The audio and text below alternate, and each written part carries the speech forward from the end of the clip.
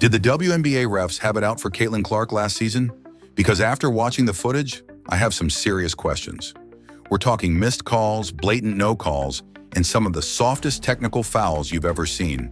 And trust me, once you see what really went down, you'll never look at WNBA officiating the same way again. Caitlin Clark's rookie season was supposed to be legendary, and in many ways it was. She shattered records, brought in millions of new viewers, and turned the Indiana Fever into must-watch basketball. But something was off.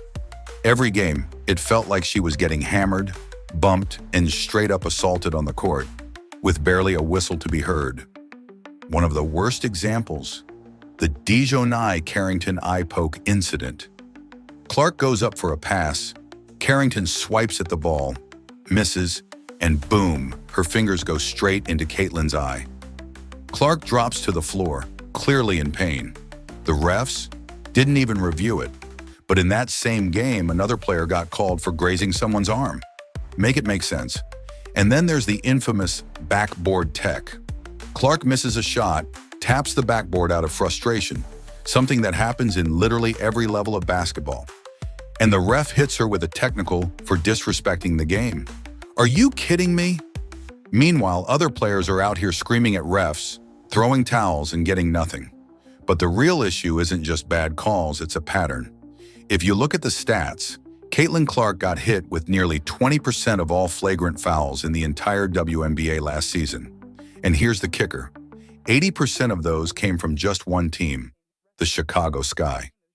At what point do we stop calling this rookie treatment and start calling it what it really is? Even former referees have come out saying that Clark was officiated differently from other stars. And if you watched her play, you could see it. A'ja Wilson, Breanna Stewart, they'd make the same exact moves and get to the free throw line.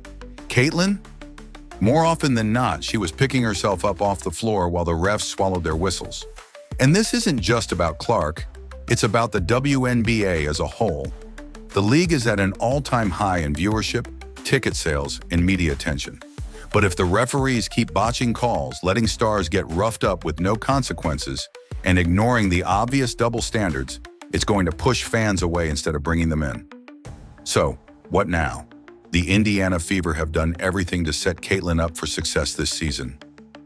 New coach, better supporting cast, a real shot at a championship run. But none of that matters if the officiating doesn't change. Will the WNBA step up and hold refs accountable? Or will this pattern continue? What do you think? Was Caitlin Clark unfairly targeted last season? Or is this just part of the game? Let me know in the comments.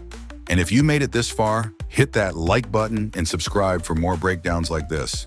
Trust me, you won't want to miss what we have coming next.